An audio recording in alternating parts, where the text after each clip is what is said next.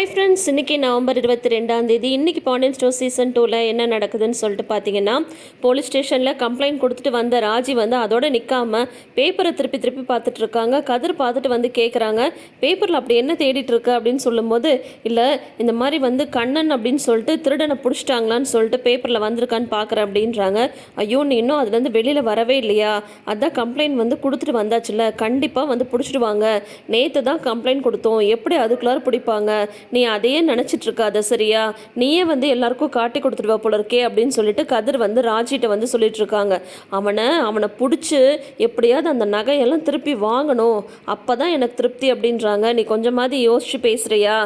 இந்நேரம் வந்து 6 மாதம் ஆச்சு, 6 மாதம் வரைக்கும் அந்த நகையை அவன் என்ன அப்படியே வச்சிட்ருப்பான்? இந்நேரம் அதெல்லாம் விற்று தீத்துட்டு செலவுக்கு காசு இல்லாமல் தான் மறுபடியும் ஊருக்குள்ளே வந்திருப்பான் அப்படின்னு சொல்கிறாங்க.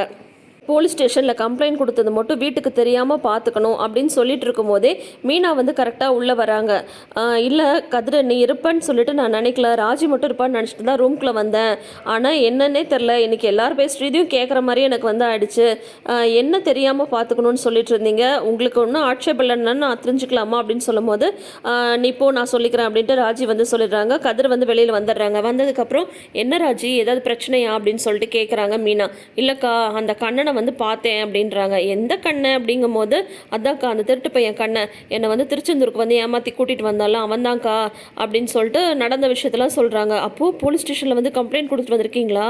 இந்த விஷயம் வீட்டுக்கு தெரிஞ்சால் என்னத்துக்கு ஆறுது அப்படின்னு சொல்கிறாங்க. இல்லைக்கா தெரியாது, எப்படியாவது அவனை கண்டுபிடிச்சிட்டா போதும், எனக்கு அப்படியே அவ்வளோ ஆத்திரமாக இருக்குது, அவனை பார்க்கும்போது அவ்வளோ கோபமாக வந்துச்சு அப்படின்னு சொல்லிட்டு ராஜி வந்து இங்கே சொல்லிட்டு இருக்காங்க மீனாட்ட. சரி சரி விடு பார்த்துக்கலாம் அப்படின்னு சொல்லிட்டு இருக்காங்க. இங்கே தங்கமயில் பார்த்தீங்கன்னா அவங்க அம்மாவுக்கு ஃபோன் பண்ணுறாங்க. அம்மா வீட்டில் ஒரே பிரச்சனை அப்படின்றாங்க. என்னடி ஆச்சு அப்படிங்கும் போது, ஏன்னா அவங்க வந்து அடுத்த நாள் காலையில் தாலி பிரித்து கோக்குறதுக்கு வரணும், அதுக்கு வந்து பூப்பழம் வாங்கிட்டு போகிறதுக்கு காசு இல்லைன்னு அவங்க வந்து கடன் கேட்டவங்கள யாருமே காசு இல்லைன்னு சொல்லிடுறாங்கன்னு அவங்க அப்பா சொல்லிட்டு இருக்காரு பாக்கியத்துக்கிட்ட. அப்பா பார்த்து தங்கமயில் வந்து ஃபோன் பண்ணி வீட்டில் பிரச்சனைன்னு சொல்ல, என்ன அப்படிங்கும்போது இந்த மாதிரி அத்தை பேங்க்லேருந்து நகை எடுத்து வர போயிருக்காங்க, ஏற்கனவே காசு மாலை வந்து பல்ல இழிச்சிருச்சு, இப்போ எந்தெந்த நகை எப்படி எப்படி இருக்குன்னே தெரியல, எனக்கு பயமாக இருக்குது, மாட்டிட்டா என்னம்மா பண்ணுறது? அது மட்டும் இல்லாமல் உனக்கு ஒன்று தெரியுமா, குழலி அண்ணி வேற வந்திருக்காங்க. குழலி பொதுவாகவே எல்லாத்தையும் நோண்டி நோண்டி பார்ப்பாங்க, அவங்க கண்ணில் மட்டும் இது மாட்டுச்சு அவ்வளோதான் அப்படின்றாங்க. நீ ஒன்றும் பயப்படாத, இந்த எப்போ பார்த்தாலும் உங்கள் வீட்டில் வர வேலையே இல்லையா, லாக்கரில் இருக்கிற நகை அங்கேயே இருந்துட்டு போகுது, ஆவுன்னா எதுக்கு வீட்டுக்கு தூக்கிட்டு வராங்க அப்படின்றாங்க பாக்கியம்.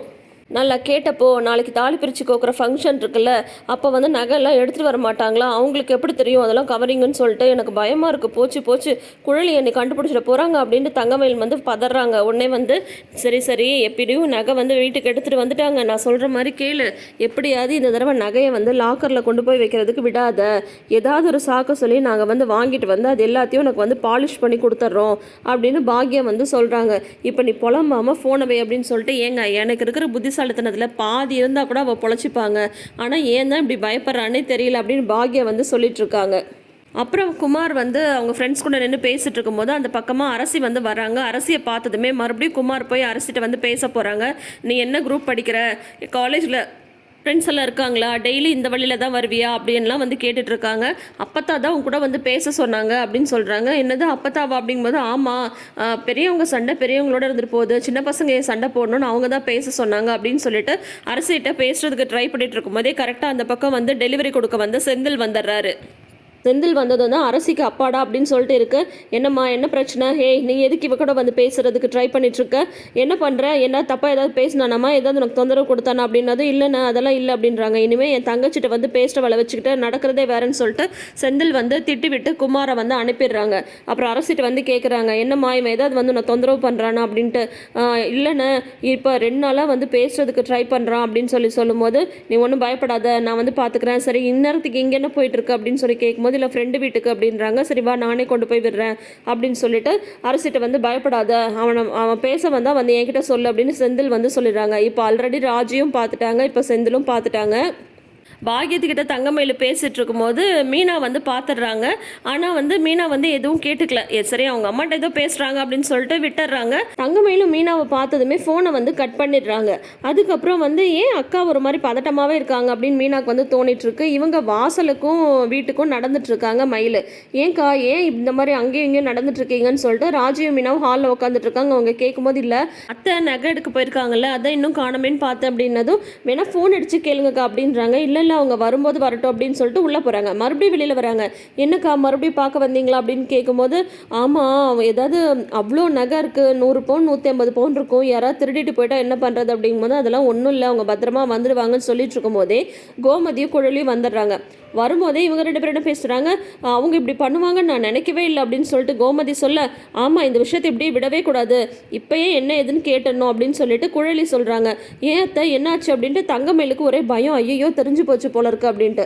அதுக்கப்புறம் கோமதி சொல்கிறாங்க இல்லை அவங்க மாமியாரை பற்றி தான் சொல்லிட்டு இருக்கா அப்படின்னு சொல்கிறாங்க. சரி அத்தை நகையை கொடுக்குறீங்களா அப்படின்னு சொல்லிட்டு தங்கமயில் வந்து கேட்குறாங்க. ஏன் எதுக்கு என்கிட்டே இருக்கட்டும் நாளைக்கு காலையில் போட்டுக்கலாம் அப்படின்றாங்க. ஒன்றே இல்லைத்த நகையை கொடுங்களேன் அப்படின்னதும் ஏம்மா என் மேலே உனக்கு என்ன நம்பிக்கை இல்லையா உன் நகை வந்து உனக்கு இப்பயே கொடுக்கணுமா அப்படின்னு சொல்லிட்டு கோமதி வந்து கேட்குறாங்க. ஒன்றா இருக்கட்டும் நகைலாம் நாளைக்கு காலையில் போடும்போது எடுத்துக்கலாம் அப்படின்றாங்க.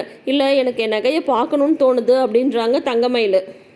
பார்க்கலாம் நாளைக்கு காலையில் போடும்போது பார்த்துக்கலாம் இப்போ நிறைய வேலை இருக்குது வாங்க எல்லாம் போய் ஆளுக்கு ஒரு வேலையாக முடிச்சிடலான்னு சொல்லிட்டு நான் என் பீரோவில் கொண்டு போய் நகை வைக்கிறேன்னு கோமதி வந்து எடுத்துகிட்டு போயிடுறாங்க. அவங்க யதார்த்தமாக தான் சொல்கிறாங்க. இவங்க தான் ஒரு பதட்டத்தோடையே இருக்காங்க. அதை மீனாவுமே கவனிச்சுட்டு தான் இருக்காங்க. அதுக்கப்புறம் பாண்டியன் கடையிலேருந்து வந்ததும் இப்போ ராஜி மீனா எல்லாம் இங்கே வாங்க அப்படின்னு சொல்லி கூப்பிட்றாங்க. அதுக்கப்புறம் என்னடான்னு பார்த்தா ராஜி நீ என்ன நேற்று ஏதாவது வீர சாகசம் பண்ணியா அப்படின்னு சொல்லிட்டு கேட்குறாங்க. ஐயோ போச்சு எவனோ பார்த்துட்டு மாமாட்ட வந்து போட்டு கொடுத்துட்டான்னு மீனா வந்து யோசிச்சுட்டு இருக்கும்போது சொல்லுப்பா நேற்று என்ன நடந்தது அப்படின்னு சொல்லிட்டு கேட்குறாங்க. அதோட இன்னைக்கு எபிசோடை வந்து முடிச்சிருக்காங்க. ஸோ நாளைக்கு வந்து தாலி பிரித்து கோக்குற ஃபங்க்ஷனில் என்னெல்லாம் நடக்க போகுதுன்றதை வெயிட் பண்ணி பார்ப்போம். தொடர்ந்து எபிசோடுக்கு நம்ம சேனலை சப்ஸ்கிரைப் பண்ணிக்கோங்க. நோட்டிஃபிகேஷன் பெல் ஐக்கானில் ஆல் சிம்பிள் கிளிக் பண்ணிக்கோங்க. தேங்க்யூ.